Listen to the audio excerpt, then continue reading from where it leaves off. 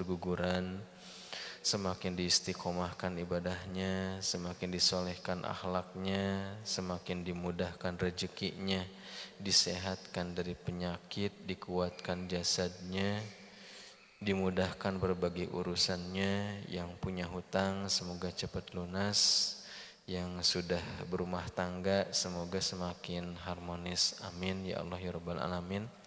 Salawat dan salam tercurah kepada junjungan alam Rasulullah Muhammad sallallahu alaihi wasallam, kepada keluarganya, para sahabatnya, para tabi'in, sampai kepada umatnya yang taat hingga akhir zaman.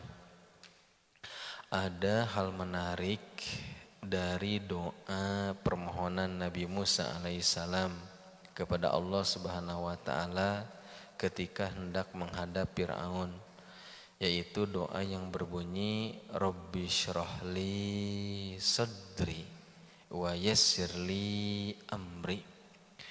Wahai Allah, wahai Tuhan, lapangkanlah dadaku, wa yassirli amri, dan mudahkan urusan-urusanku. Setiap orang punya masalah dalam kehidupan, betul ya? Dan senantiasa mengharapkan agar semua masalah-masalah yang dijalani itu ada jalan keluarnya. Ya, betul. Tetapi ternyata dalam doa tersebut didahulukan kelapangan jiwa, kelapangan dada. Jadi sebelum meminta agar dimudahkan urusan-urusan dari setiap problem kehidupan, permintaan pertama yang didahulukan itu adalah minta kelapangan jiwa, kelapangan dada. Minta dijauhkan dari berbagai kesempitan hidup, minta dijauhkan dari berbagai hal-hal yang bisa membuat hati itu tidak tenang. Jadi ingin tenang dulu. Tenang, setelah hati tenang, jiwa lapang, jauh dari berbagai tekanan-tekanan hidup, baru minta kepada Allah dimudahkan dari berbagai urusan. Jika seseorang sudah mendapatkan dua hal ini, maka luar biasa, betul-betul sudah mendapatkan kenikmatan dunia, lapang jiwa dan mudah urusan. Semoga kesulitan-kesulitan kita dimudahkan oleh Allah Subhanahu wa taala dan kelapangan. Baik, kita lanjutkan kajian kita. Pada kesempatan ini insyaallah kita akan mentadaburi surat Al-Hajj ayat yang ke-70. Silahkan buka surat Al-Hajj ayat yang ke-70. Surat Al-Hajj ayat yang ke-70. Mudah-mudahan cukup ya waktunya insyaallah.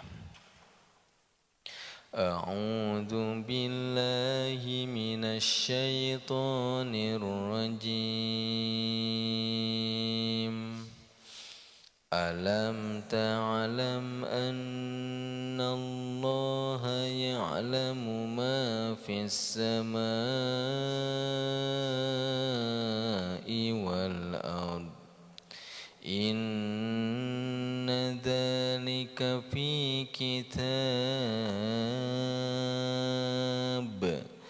Inna dzalika 'ala Allahi yasir. Satu ayat aja. Sekali kemudian sama-sama. A'udzu billahi minasy syaithanir rajim. Silahkan. A'udzu billahi minasy syaithanir rajim. Alam ta'lam anna Allah ya'lamu ma fis samai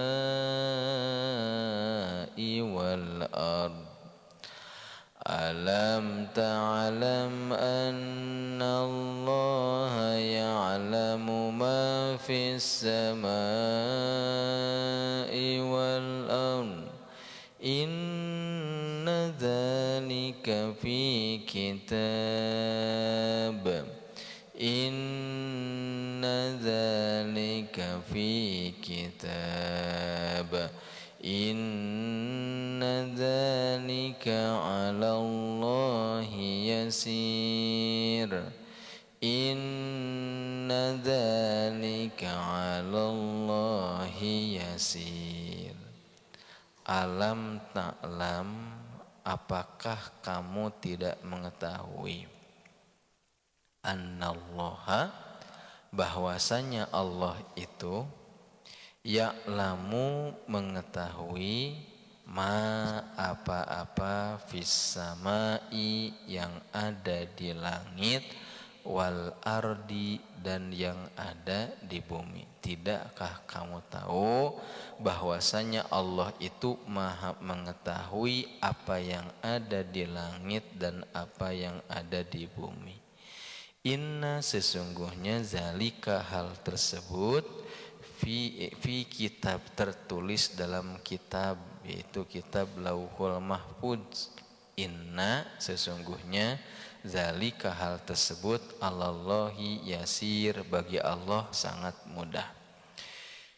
Yukhbiru ta'ala an kamali ilmihi bi khalqihi. Jadi kalimat alam ta'lam annallaha ya'lamu ma fis sama'i wal ard, tidakkah kamu tahu bahwasanya Allah itu mengetahui yang ada di langit dan bumi. Yukhbiru ta'ala, Allah ta'ala memberitahukan kepada kita, an kamali ilmihi, tentang kesempurnaan ilmunya, tentang kesempurnaan pengetahuannya, bi khalqihi, terhadap makhluk-makhluknya. Allah tuh maha tahu apa yang ada di makhluk. Apa itu makhluk? Makhluk itu adalah kullu ma siwallah. Pokoknya apapun selain Allah itu adalah makhluk. Selain Allah, manusia, jin, hewan, langit, bumi, matahari, bintang, bulan, itu makhluk. Selain Allah itu adalah makhluk. Allah mengetahui. Wa annahu, dan bahwasanya dia, Allah Subhanahu wa ta'ala, muhitun, dia itu muhitun itu artinya meliputi, bima, terhadap apa-apa, fis samawati wa ma fil ardi. Pokoknya pengetahuannya itu meliputi segala hal yang ada di langit dan ada di bumi, gitu ya. Fala ya'zubu anhu mithqala dzarratin. Artinya kalau kita perhatikan, fala ya'zubu anhu mithqala dzarratin fil ardi wala fis sama, tidak ada sesuatu pun, ya, termasuk hal-hal yang kecil, zarroh, sebesar biji zarroh, lebih kecil dari atom sekalipun, gitu ya, yang mana tidak diketahui sama Allah. Allah itu mengetahui apa-apa yang ada di muka bumi ini, apapun, baik hal-hal yang terkecil, termasuk benda sebesar biji zarroh sekalipun, apalagi yang ada pada diri kita, apalagi lirikan-lirikan mata kita, ucapan-ucapan kita, niat-niat busuk kita, gerak-gerik kita, termasuk juga apa yang tersimpan dalam hati, termasuk apa yang disembunyikan dalam diri kita.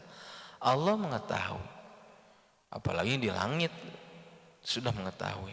Jadi jangan sampai beranggapan Allah tidak tahu apa yang kita lakukan. Wala asgharu min zalika wal akbar, pokoknya lebih kecil lagi ataupun yang lebih besar lagi Allah Subhanahu wa ta'ala mengetahui. Maka disebutkan wa annahu ta'ala alimal kainat kullaha qabla wujudiha. Luar biasa nih. Allah itu mengetahui makhluk semuanya sebelum Allah menciptakan makhluk. Sebelum menciptakan makhluk, Allah mengetahui tentang makhluk tersebut. Sebelum makhluk diciptakan, Allah sudah mengetahui apa yang akan terjadi pada makhluk tersebut. Wa kataba dzalika fi kitabihi al-lauhul mahfuz, dan itu semua tercatat di dalam kitab Lauhul Mahfuz, termasuk rezeki kita, ajal kita, kematian kita, di mana tempatnya, kapan waktunya sudah tercatat oleh Allah Subhanahu wa taala.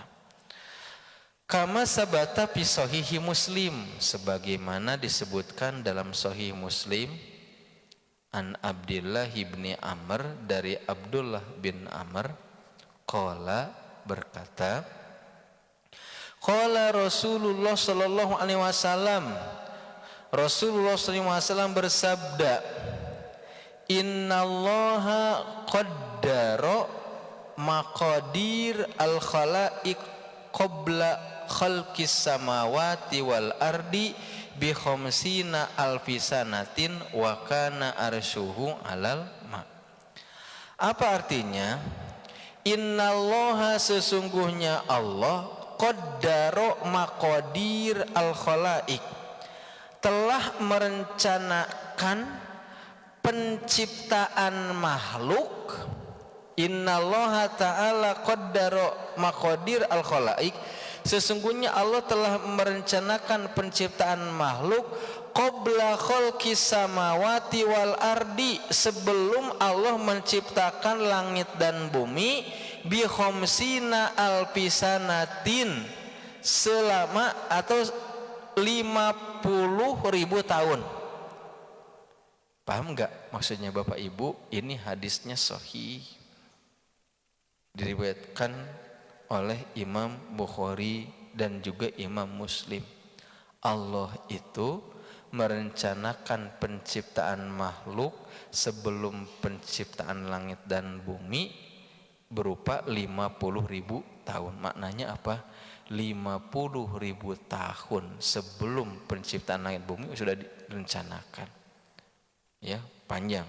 Wa kana arsyuhu alal ma, dan arasnya atas air. Kemudian disebutkan dalam satu hadis yang lain, ini diriwayatkan oleh Imam Abu Daud dan Tirmizi. Qala Rasulullah SAW, Rasulullah SAW bersabda, awwalu ma khalaqallahu al-qalam, sesungguhnya yang Allah pertama ciptakan, ya, berupa makhluk Allah itu adalah al-qalam. Qalam itu, ya, kan pena gitu kan. Qala lahu, maka Allah berkata kepada qalam tersebut, pena, tapi jangan dibayangkan pena kayak pena kita. Maka kata Allah itu, uktub, tulislah. Qala, maka al-qalam itu berkata, wa ma aktub, apa yang harus saya tulis ya Allah? Qala uktub ma huwa kain, artinya adalah uktub ma huwa kain, tulislah semua yang akan terjadi. Masya Allah. Fajarul qalam, maka qalam pun nulis, bima huwa kain ila yaumil qiyamah, maka qalam itu menulis apa-apa yang akan terjadi ila yaumil qiyamati, sampai hari kiamat. Tertulisnya di mana? Di Lauhul Mahfuz. Ini bagian dari iman qada dan qadar. Jadi kita ini tinggal menjalani qadar, menjalani takdir Allah, sudah ada takdirnya. Kita bagaimana? Karena justru tidak tahu takdir kita bahagia atau tidak, maka diperintahkan untuk berusaha istiqomah gitu. Karena kita nggak tahu. Kalau jalan ke kanan ada takdirnya nanti, kalau jalan ke kiri nanti akan menemui takdirnya juga. Seperti itu. Maka ini sekalian yang dimuliakan Allah Subhanahu wa taala, kalau kita perhatikan khalaqallahu al-lauhal mahfud masirah mi'ati am. Jadi kalau kita perhatikan Allah taala menciptakan lauh mahfud itu seperti 100 tahun perjalanan. Wa qala lil qalami qabla an yakhluqal khalq. Dan Allah berkata pada al-qalam sebelum menciptakan makhluk, wa huwa 'alal arsy tabaraka wa ta'ala uktub, faqala al-qalam tulislah.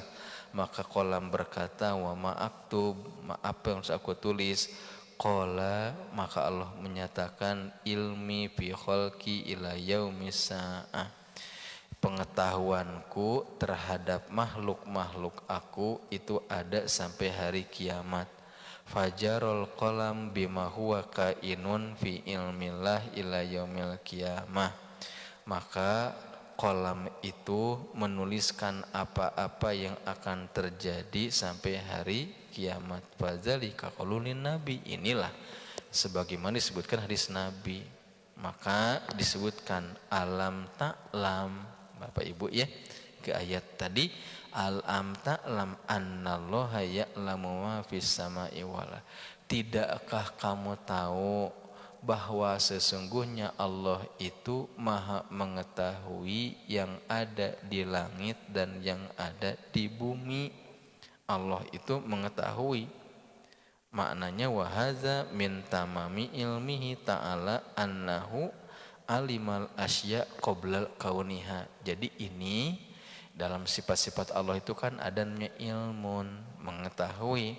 Kebalikannya, mustahilnya adalah jahlun, bodoh. Allah itu adalah sempurna, tamami ilmi.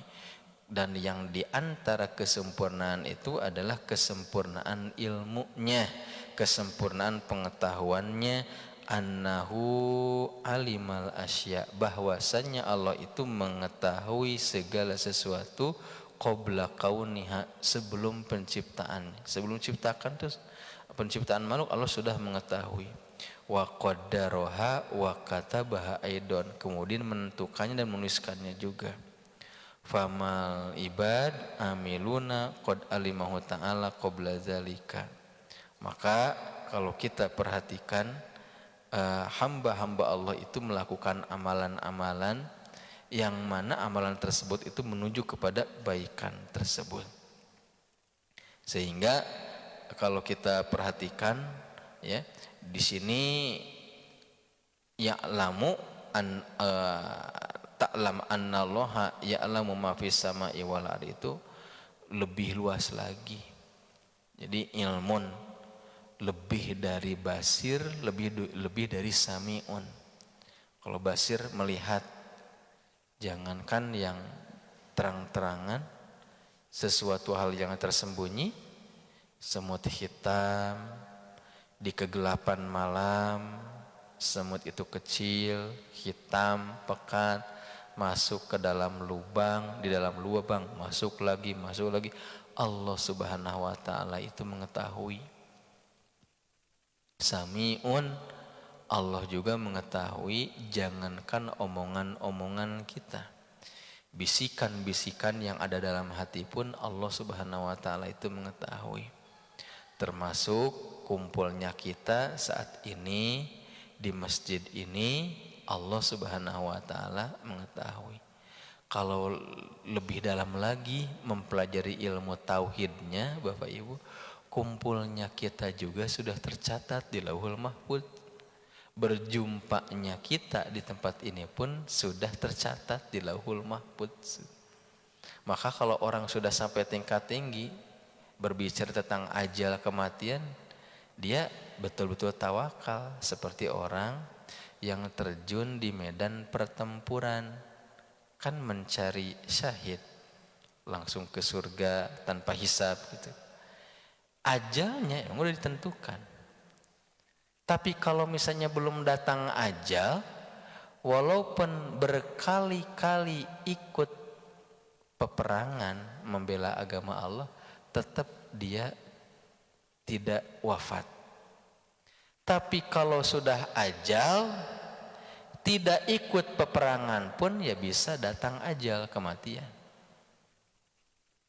Makanya kenapa para sahabat itu semangat sekali gitu kan, ketika ada seruan-seruan jihad, ya udah yakin ajal sudah ditentukan. Kalau misalnya ajalnya harus wafat di sana di medan pertempuran. Jika tidak ya jika tidak di medan pertempuran ya belum waktunya ya. Walaupun luka banyak pun dia tidak akan datang ajal.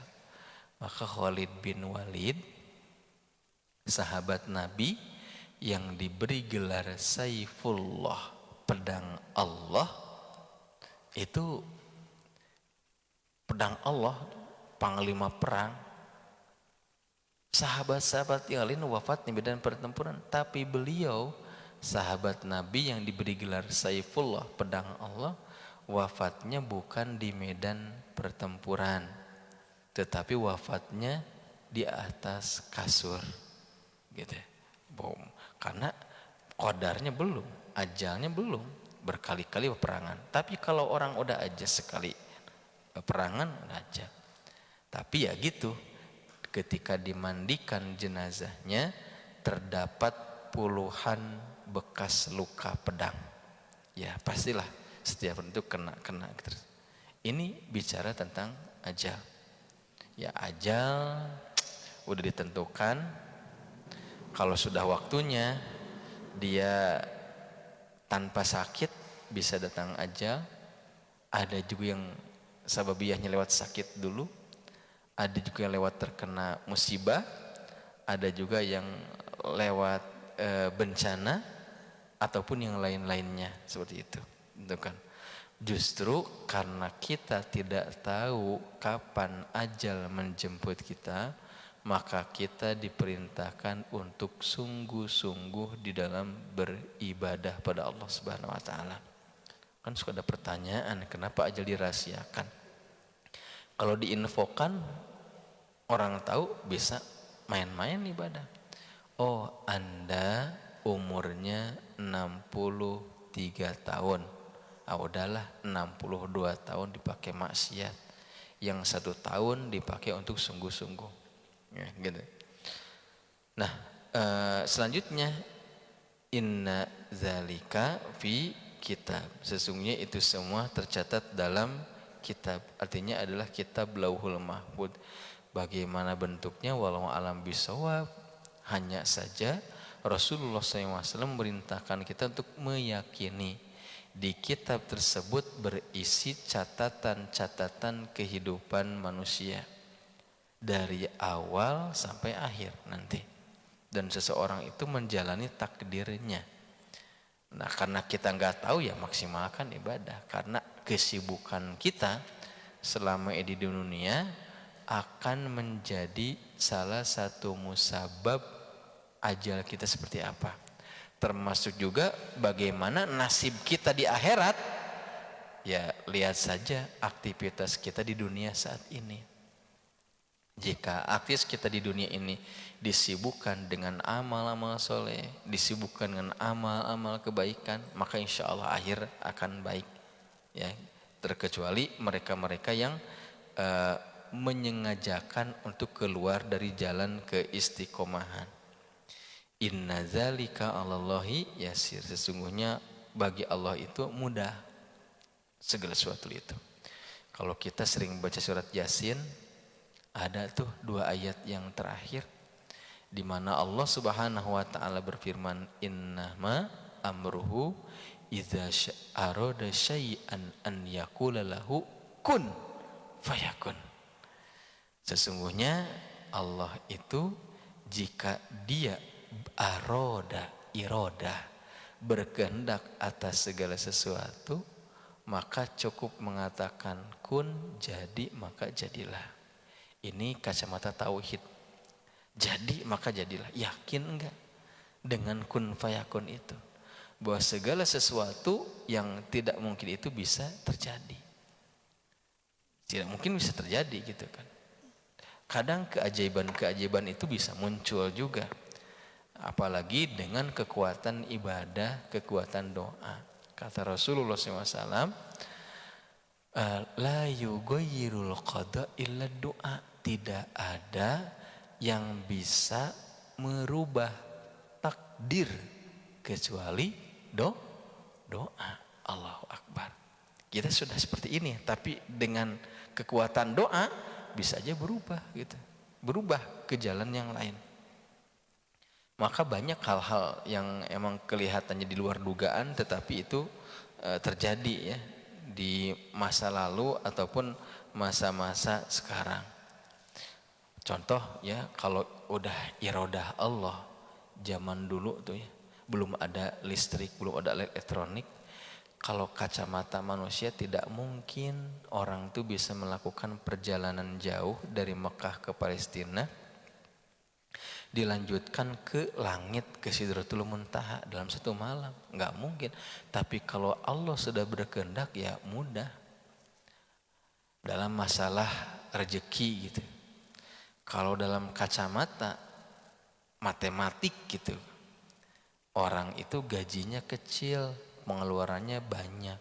Tapi kalau Allah sudah berkehendak, ada saja rezeki itu dari arah dan waktu yang tidak disangka-sangka. Bahkan mungkin min haitsulayah tasibnya, yang tidak disangka-sangkanya mungkin bisa lebih besar dari yang dia dapat selama ini gitu. Kalau Allah sudah berkehendak, sesuatu yang tidak mungkin itu bisa terjadi. Maka sunnah Rasulullah SAW, jika kita ingin mendapatkan satu kebaikan, dianjurkan untuk meminta doa kepada orang-orang yang dianggap sebagai orang yang soleh, orang baik. Oh, Nabi saja minta doa kepada Umar bin Khattab. Pada saat itu Umar bin Khattab mau melaksanakan umroh. Maka Nabi mengatakan, ya Umar, la tansana min du'aika. Wahai Umar, jangan engkau lupakan kami dalam doamu. Jadi minta agar Umar mendoakan Rasul sama yang lain. Walaupun Rasul itu sudah penuh kebaikan, tapi gitu, doakan saya. Karena kita nggak tahu siapa di antara mereka yang diijabah doa-doanya. Ada kawan di satu daerah di Batam, udah bertahun-tahun gitu belum dikaruniai anak. Diperiksalah ke dokter, ternyata sudah diponis emang salah satu pasangannya punya penyakit dan emang tidak akan bisa punya keturunan, gitu kan? Ah udah, tapi dia nggak putus asa, dengar materi tentang masalah keyakinan, kemudian juga pengamalan istighfar, kompak suami istri sholat tahajud, sholat qiyamul lail, kemudian istighfar, memperbanyak berbanyak istighfar gitu kan. Dan dalam hatinya ada keyakinan, ternyata iya. Percaya enggak percaya, oh istrinya bisa hamil. Langsung itu kayak mimpi gitu kan. Tapi itu terjadi. Kalau orang sudah dekat sama Allah, terkadang apapun yang diminta dikasih, bahkan mungkin orang tersebut pun tidak meminta, Allah kasih. Enggak minta pun dikasih, dimudahkan semua urusan-urusannya. Nah ini yang dimaksud dengan la yughayyirul qada illa doa. Tidak ada yang bisa merubah takdir kecuali doa. Nah pertanyaannya Bapak Ibu sekalian, qadar kita, takdir kita tuh baik atau tidak sebenarnya itu? Kita nggak tahu. Karena tidak tahu maka berusahalah untuk istiqamah. Allahumma ya muqallibal qulub tsabbit qulubana ala dinik wa ta'atik. Ya Allah, wahai yang membolak-balikan hati, sabit kulubana, tetapkanlah hati kami ala dinika pada agamamu, wa ta'atik dan juga kepada ketaatan kepadamu. Pokoknya hal-hal yang tidak mungkin itu bisa terjadi. Kalau orang yang karena prestasi ibadah itu bisa dapat karomah, ada juga irkhos, ada juga maunah. Kalau Nabi itu mukjizat. Bapak Ibu sekalian, orang yang punya hutang, kata Rasul, diperintahkan untuk banyak membaca doa. Allahumma inni a'udzubika minal hammi wal hazani wa a'udzubika minal ajzi wal kasali wa a'udzubika minal jubni wal bukhli wa a'udzubika min ghalabati daini wa qahrir rijal.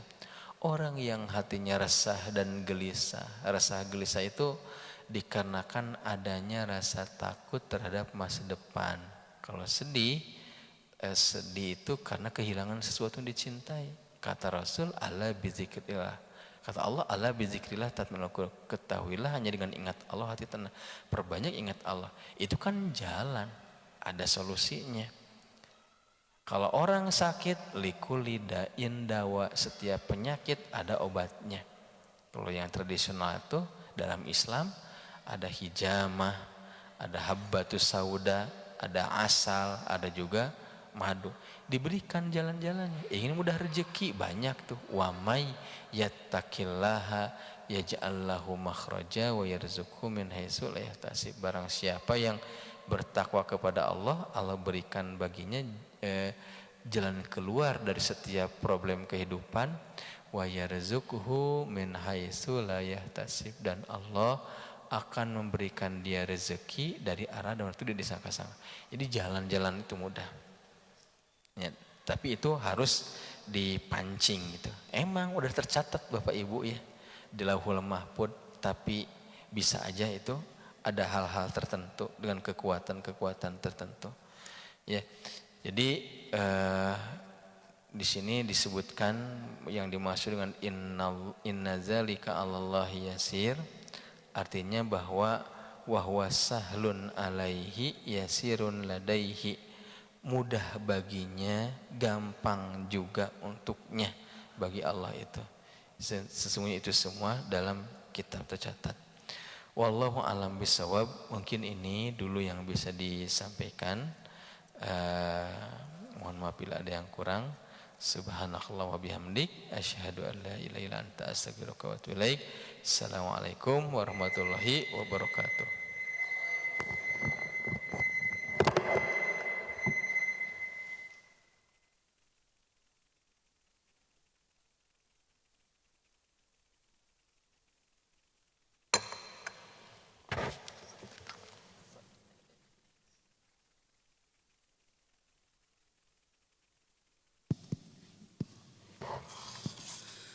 أعوذ بالله من الشيطان الرجيم بسم الله الرحمن الرحيم